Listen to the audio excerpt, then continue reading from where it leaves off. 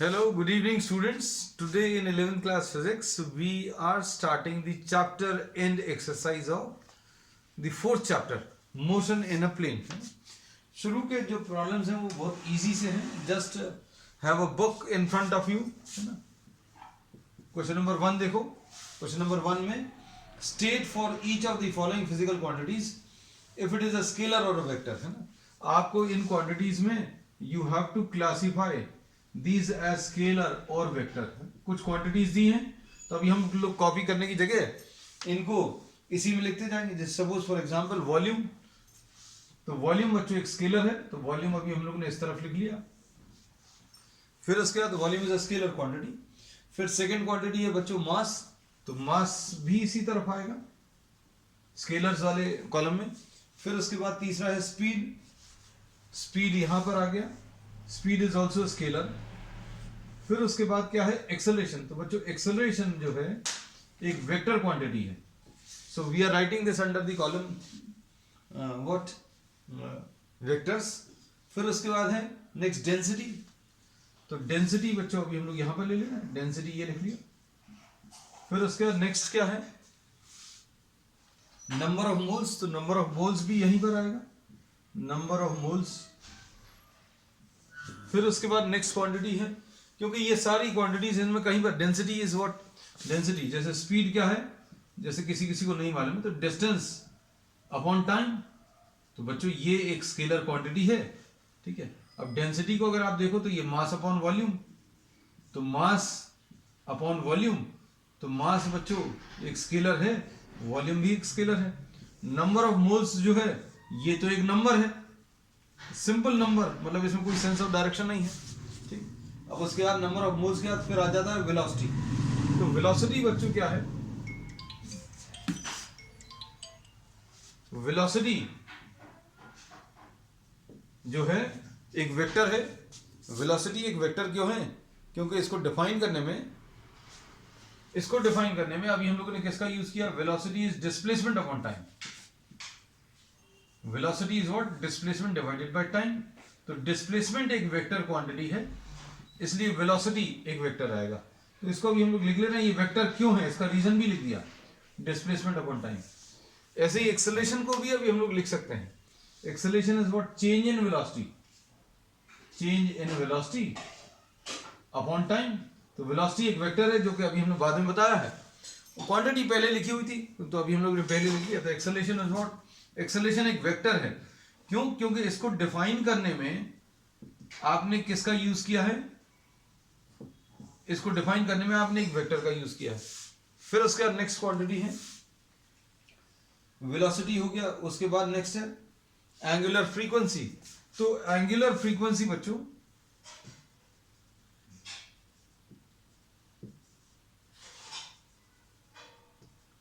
Angular frequency is the number of rotations पर minute.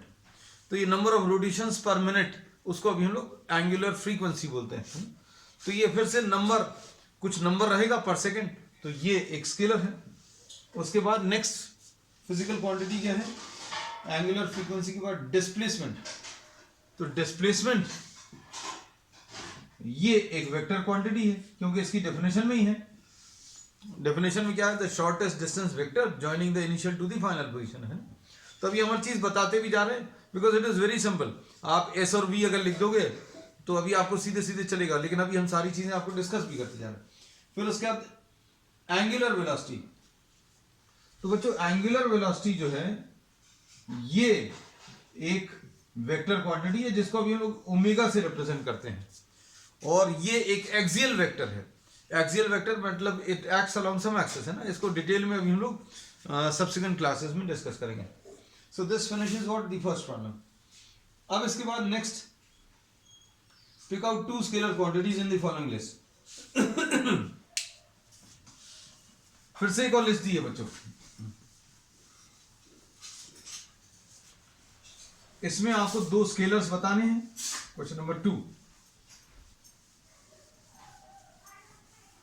Question number 2 देख लीजिए.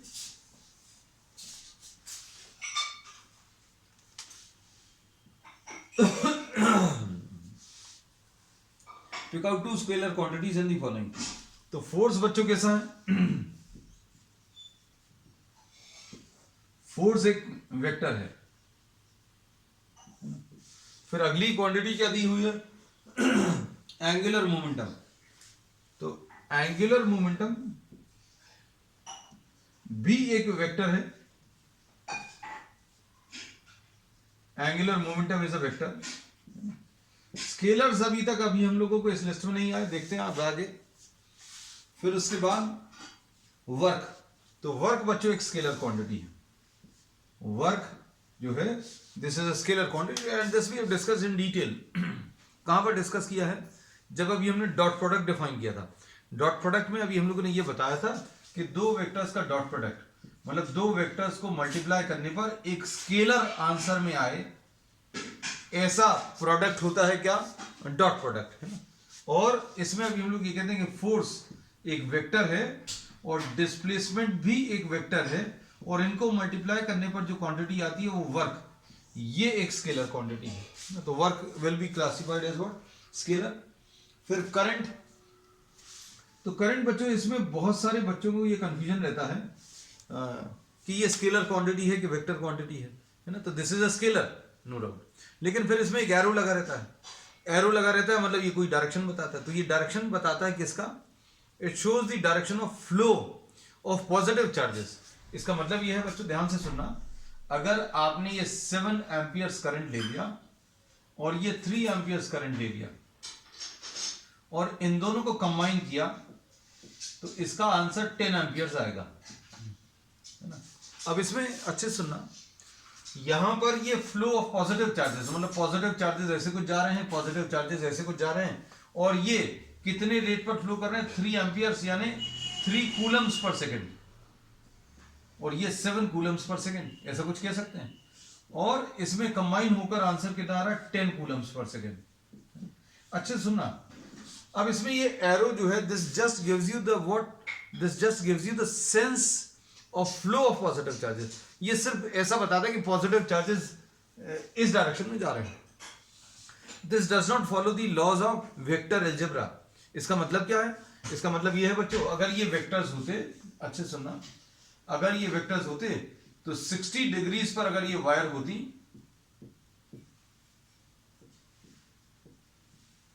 और अगर ये 30 डिग्रीज पर ये वायर होती तो दोनों का आंसर अलग अलग आता। अगर ये 3 एम्पियर्स और 7 एम्पियर्स को कंबाइन करके अगर ये 10 एम्पियर्स आ रहा है 30 डिग्रीज पे तो 60 डिग्रीज पर कुछ और आता अगर ये वेक्टर्स होते, लेकिन ये वेक्टर्स नहीं है। तो whether the wires are placed at 30 degrees और 60 degrees, whether these are placed like this 3 amperes 7 amperes, ये कंबाइन होकर बच्चों 10 एम्पियर्स ही देने वाला, whatever be the angle. और ये चीज वेक्टर्स में ट्रू नहीं होती। If you are having 2 vectors which are combined to give one vector, then the result depends on the angle between the two. ये जो रिजल्ट आया है ये दोनों के बीच में एंगल के ऊपर डिपेंड करता अगर ये वेक्टर होता, but the answer is same in every case, the answer is 10 amperes, है ना। तो ये simple laws of algebra follow करता है, laws of vector algebra follow नहीं करता, है ना। तो current is what? A scalar quantity. Linear momentum बच्चों, लीनियर मोमेंटम ये है ना। ये पूछा नहीं, अपना काम खत्म हो गया, क्योंकि उन्होंने 2 स्केलर्स चूज करने को कहा था, तो 2 स्केलर्स तो हो गए, काम खत्म हो गया। लेकिन आगे का भी डिस्कस कर लेना। लीनियर मोमेंटम जो है दिस इज वेक्टर बिकॉज इसको डिस्क्राइब करने में मास इनटू वेलोसिटी एक वेक्टर का यूज किया, ठीक। फिर उसके बाद लीनियर मोमेंटम के बाद इलेक्ट्रिक फील्ड। तो बच्चों इलेक्ट्रिक फील्ड जो है ये एक वेक्टर है, electric field is a vector, है ना। अब जैसे अगर आपको नहीं मालूम, ये क्योंकि इसलिए नहीं मालूम क्योंकि ये 12th क्लास में आती है, थोड़ा सा कॉन्सेप्चुअल बेस पर ये 10th क्लास में भी है सिलेबस में। तो electric field is what? The electrical influence created around any charge. कोई एक चार्ज के चारों तरफ वो कितना फोर्स एक्सर्ट कर रही है नेबरिंग चार्जेस पर, उसको अभी हम लोग इलेक्ट्रिक फील्ड बोलते हैं ना। एग्जैक्ट डेफिनेशन अभी हम लोगों को तो कोर्स में नहीं है, लेकिन ये फोर्स की मदद से डिफाइन करते हैं, फोर्स डिवाइडेड बाय चार्ज। और इलेक्ट्रिक फील्ड को डिफाइन करने में फोर्स का यूज करते हैं जो कि एक वेक्टर है ना। इतने सब की जरूरत नहीं है, हमने काट दिया। उसके बाद एवरेज वेलोसिटी, है ना। तो एवरेज वेलोसिटी बच्चों एक वेक्टर है, ठीक, average velocity is a vector quantity, ठीक। इसके बाद magnetic movement is also vector, इसको अच्छे से लिख दें, average velocity, magnetic movement is also vector. ये सारे बच्चों 12th क्लास में सिलेबस में है ना। Reaction as per Newton's third law क्या है? Every action is an equal and opposite reaction. तो एक्शन क्या है? एक फोर्स है। रिएक्शन क्या है? वो भी एक फोर्स है। तो ये जो रिएक्शन दिया है, ये रिएक्शन इज ऑल्सो वेक्टर, तो वेक्टर्स में ही लिखा है। फिर उसके बाद क्या है? Relative velocity. तो रिलेटिव वेलोसिटी भी यहां पर है ना। तो आंसर अभी हम लोगों का यहीं पर आ गया था, लेकिन अभी हमें सारी फिजिकल क्वांटिटी डिस्कस करनी थी, हमने सारी डिस्कस कर ली है ना। तो ये क्वेश्चन नंबर 2 है। अब इसके बाद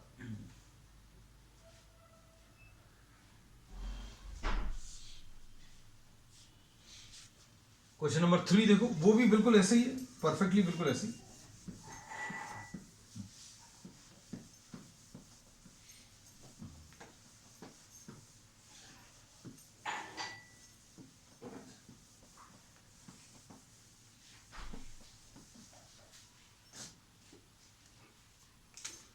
क्वेश्चन नंबर 3,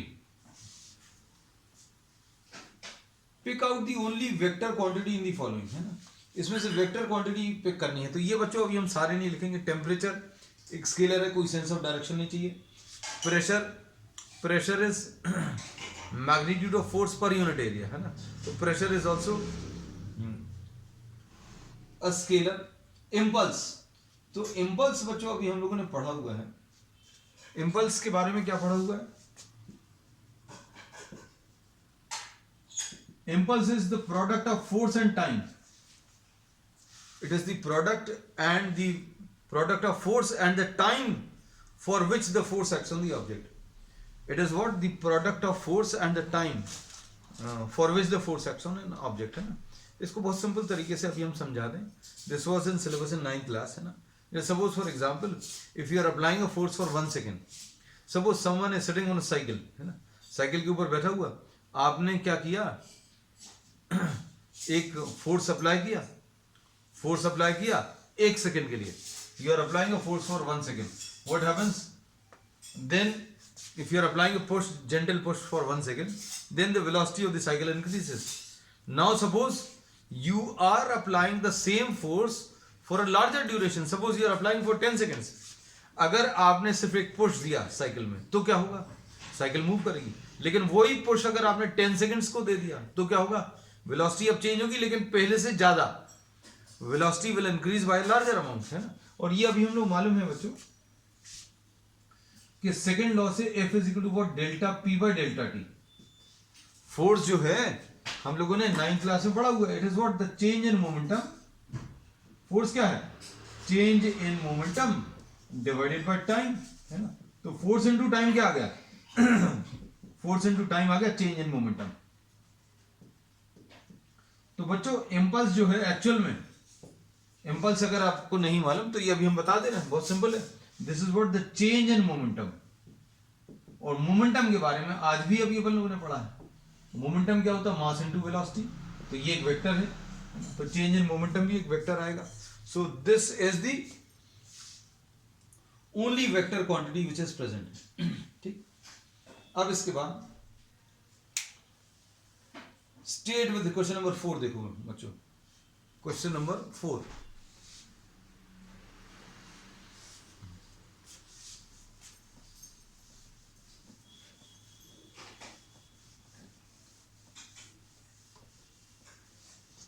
क्वेश्चन नंबर 4 देख लीजिए।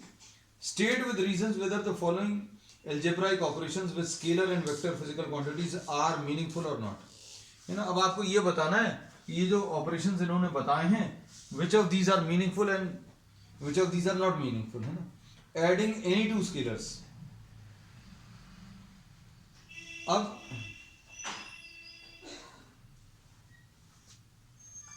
ये देखो, इसमें suppose for example adding, can you add any two scalars, भाई कोई भी दो स्केलर्स का एडिशन क्या ये अलाउड है, तो अपन चेक करके देख लेंगे। तो बच्चों देखो मास में क्या डिस्टेंस को ऐड कर सकते हो? तो मास क्या चीज है बच्चों? मास इसमें एक स्केलर है और डिस्टेंस क्या है? ये भी स्केलर है। तो अब हम लोग ये कह सकते हैं कि भाई ये जो चीज कह रहे हैं कि adding any two scalars, this is not justified. Any two scalars can not be added, any two scalars can not be added, है ना। These should have the same dimension. तो ये अभी हम लिख दे रहे हैं, adding two scalars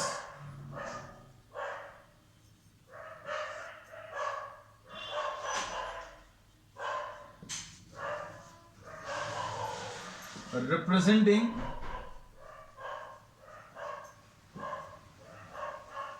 the same physical quantity,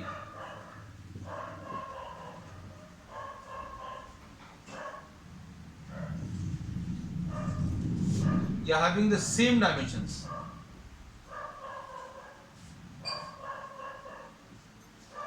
will be justified. तो adding any two scalars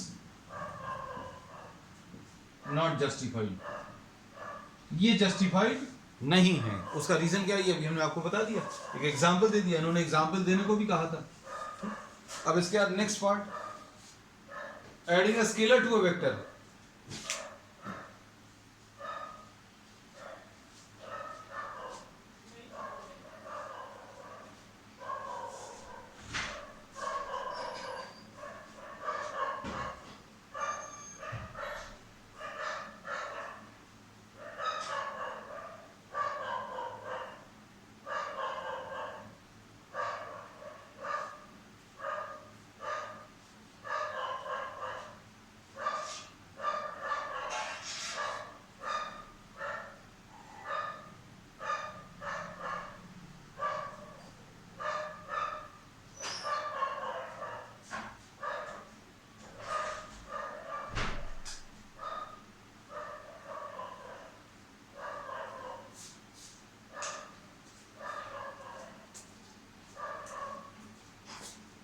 चलो बच्चों नेक्स्ट पार्ट इसका क्या है, adding a scalar to a vector of the same dimensions. Scalar to a vector of the same dimension, is this justified? B part, scalar to a vector, this is not justified, क्योंकि अगर आपको add करना है तो ये चीज justified नहीं है, क्योंकि वेक्टर्स प्लस वेक्टर्स कर सकते हैं having the same dimensions. Vectors में वेक्टर्स ऐड कर सकते हो, स्केलर में वेक्टर्स नहीं ऐड कर सकते, स्केलर में वेक्टर्स नहीं ऐड कर सकते। तो क्या पूछा इन्होंने, adding a scalar to a vector of the same dimensions.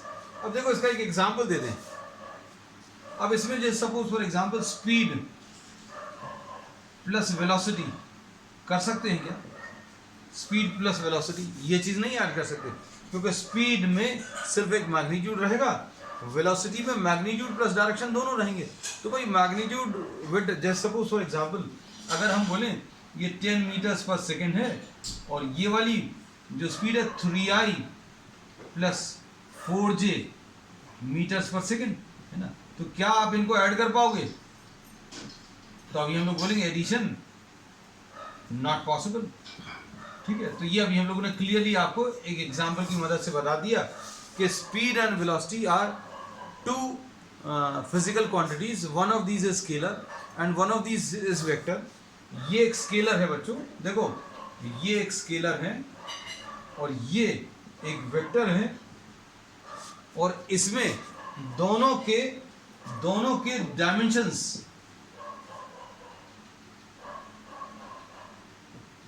Same है, लेकिन ये ऐड नहीं कर सकते, एडिशन नॉट पॉसिबल, ये क्लियरली लिख दिया है। अब इसके बाद नेक्स्ट बच्चों इसमें C part, multiplying any vector by any scalar. तो किसी वेक्टर को स्केलर से मल्टीप्लाई करना, तो हम ये पॉसिबल है, इसको अभी हमने समझाया भी है आपको, हम आज फिर से बता दे रहे हैं। सी पार्ट देख लो इसका।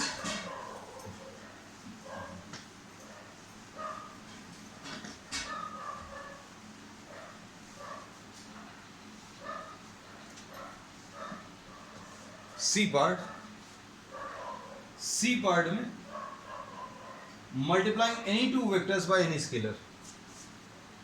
C part multiplying any vector by any scalar, sorry अभी हमने गलत पढ़ लिया, multiplying any vector by any scalar.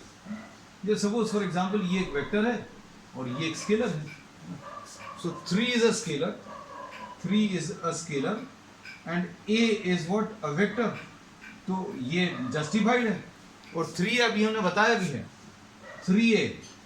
3a का मतलब क्या होता है ये अभी हमने बताया था।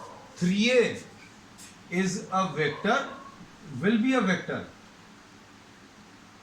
having magnitude 3 times, having magnitude 3 times and having the same direction, having the direction given by a।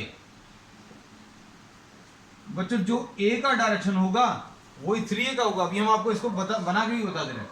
Suppose ये कोई वेक्टर a है तो 3a का मतलब क्या होगा, a ये आ गया, एक और a और ये एक और a, तो ये 3a आ गया, तो 3a ऐसा कुछ आ गया। So multiplying what, multiplying any vector by any scalar, vector by a scalar is justified. ये तो अभी हमने एक एग्जांपल दिया। और देखो force is equal to what, mass into acceleration. इसमें देखो ये बच्चों क्या है, ये स्केलर क्वांटिटी है और ये क्या है, एक वेक्टर है। So C part is correct, C part ये बिल्कुल सही है और ये जस्टिफाइड भी है ना। अब इसके बाद इसका D part,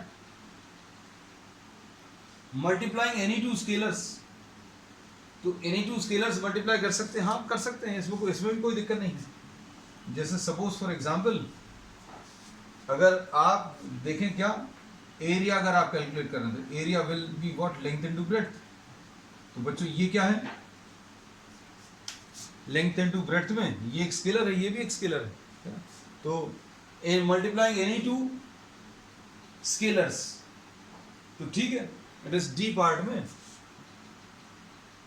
yes, two scalars can be multiplied.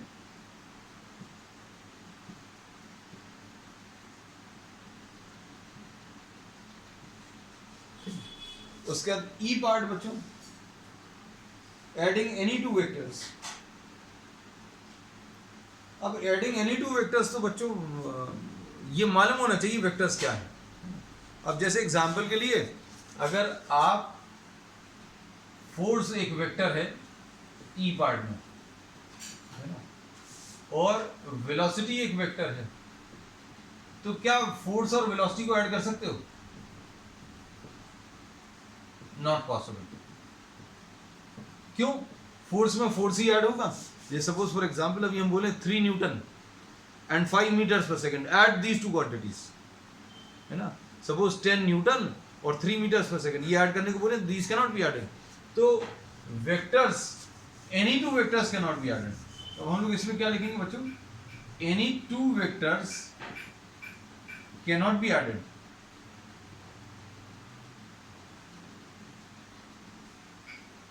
These should have what, the same dimensions। तो आप कौन से वेक्टर्स ऐड कर सकते हैं? ऐसे वेक्टर जिनके डायमेंशन सेम है। और these should represent what, the same physical quantity। ज्यादा अच्छा ये रहेगा, these should represent the same physical quantity। ये ज्यादा ठीक है, ये सेम फिजिकल क्वांटिटीज रिप्रेजेंट करना चाहिए। ये ई पार्ट हो गया। अब उसके बाद F part, adding a component of a vector to the same vector.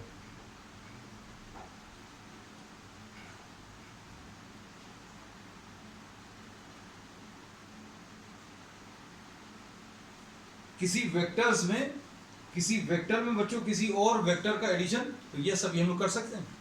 अब इसमें थ्योरेटिकली तो ये चीज पॉसिबल है, किसी वेक्टर में आप उसका कंपोनेंट आप ऐड कर सकते हैं, नथिंग टू वरी अबाउट, मतलब क्योंकि डायमेंशंस भी सेम रहेंगे और इसमें यूनिट्स भी सेम रहेंगे।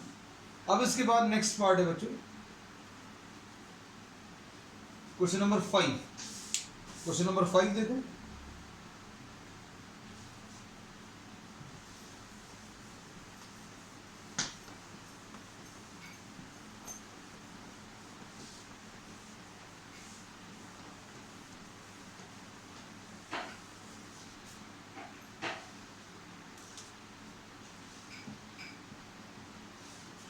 क्वेश्चन नंबर 5 में the magnitude of a vector, just read each statement below carefully and state with reason, is it true or false? तो पहला स्टेटमेंट बच्चों स्टेटमेंट नहीं लिखेंगे, ट्रू फॉल्स बताएंगे, उसका रीजन ही बता देंगे। The magnitude of a vector is always a scalar. तो magnitude of a vector, vector का मैग्नीट्यूड बच्चों ये हमेशा स्केलर होता ही है। क्यों? क्योंकि दिस इज सिंपल नंबर, एक सिंपल नंबर रहेगा विद नो डायरेक्शन, तो दिस इज ट्रू, इसमें कोई दिक्कत नहीं है। B part,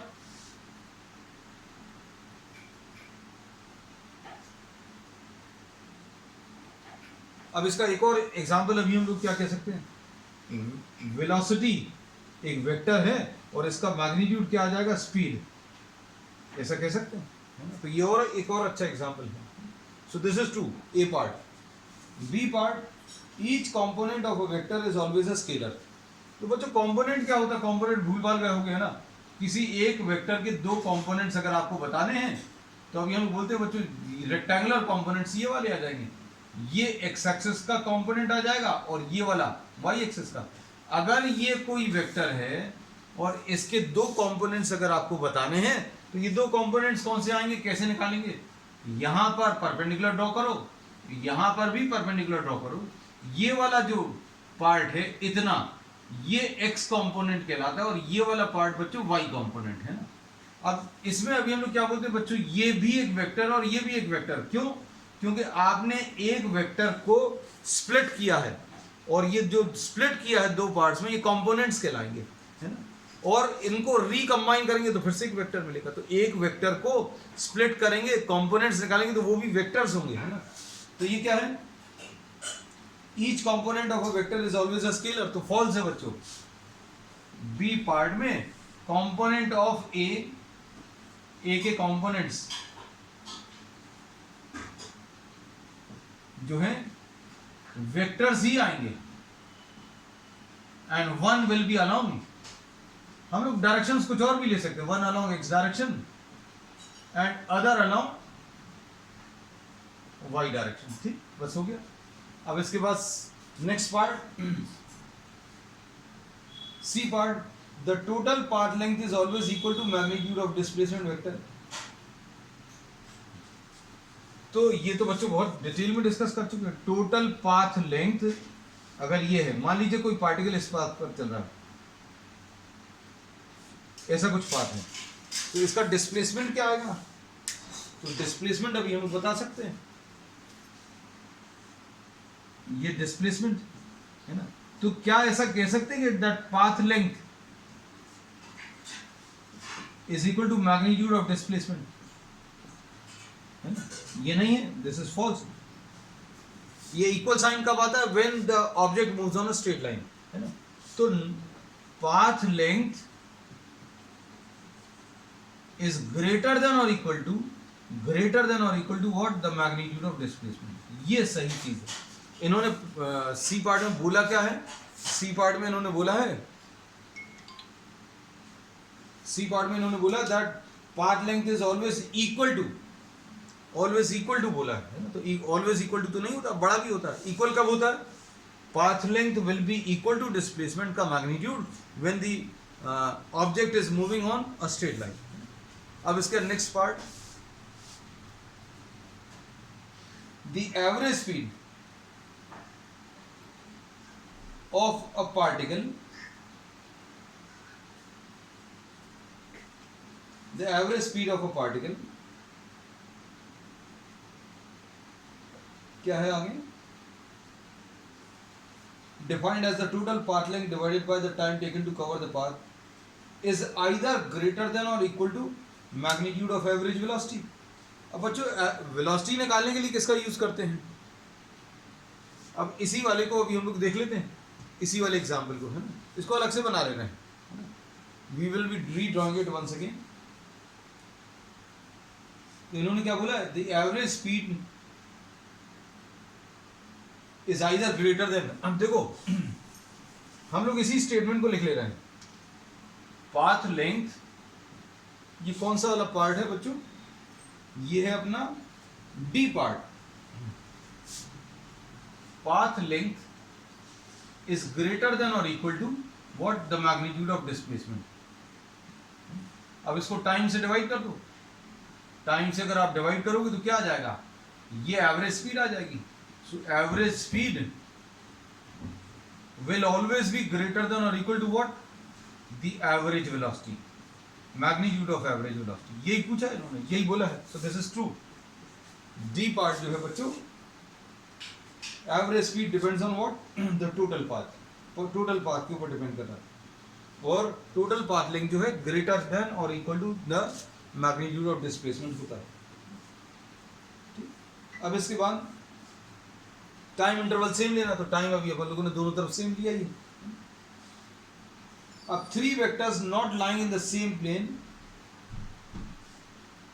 can never add up to give a null vector. अब बच्चों तीन वेक्टर्स को अगर आपको ऐड करके, समझना अच्छे से, तीन वेक्टर्स को अगर आपको ऐड करना है और रिजल्टेंट जीरो लाना है तो कैसे जीरो आएगा? इनका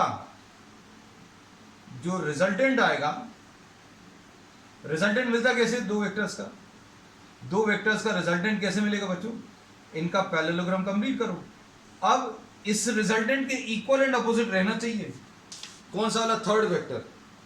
the third vector should be equal and opposite to what? The resultant of first two. अब इक्वल एंड अपोजिट अगर रखना है तो these should lie in the same plane. तो प्रॉब्लम में क्या बोला है? Three vectors not lying in the not lying in a plane can never add up to give a null vector. So yes, this is true, because for three vectors to have zero as the resultant, zero vector as the resultant,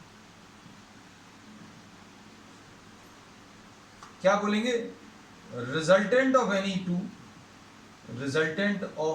two vectors should be equal and opposite. Should be equal and opposite to the third. Opposite to the third vector, which is only possible when all the three vectors are lying in the same plane. एक ही plane में होंगे. जैसे मान लीजिए दो vectors बच्चों ऐसे हैं. अब इनका रिजल्टेंट ऐसा कुछ आया है ना. दो फोर्स आप लगा रहे हो किसी ऑब्जेक्ट पर. अच्छे सुनना, यहाँ पर कोई ऑब्जेक्ट रखा हुआ है, जिन लोगों ने नहीं पढ़ा अच्छे से, ये दो फोर्सेस आपने लगाए भाई, एक ऐसा लगाया एक ऐसा लगाया, तो ये दोनों फोर्सेस का रिजल्ट क्या आएगा? ये ऑब्जेक्ट यहाँ की तरफ जाएगा तो ये रिजल्टेंट ऐसा कुछ आएगा. तो तीसरा वेक्टर जो है इसके अपोजिट आना चाहिए इसी प्लेन में. अब तीसरा वेक्टर ऐसा लगा दिया या ऐसा लगा दिया, इसी के बराबर तो लगाया लेकिन ऐसा लगा दिया, तो ये पॉसिबल नहीं है कि ये इसको कैंसिल कर दे. तो इसके लिए अभी हम लोग क्या बोलेंगे? इन दोनों का जो रिजल्टेंट है वो इसको कैंसिल करेगा. तो ये अभी हमने लिख दिया. तो बच्चों this finishes what the fifth question, and we will be doing the remaining problems on the next one. That's all for today.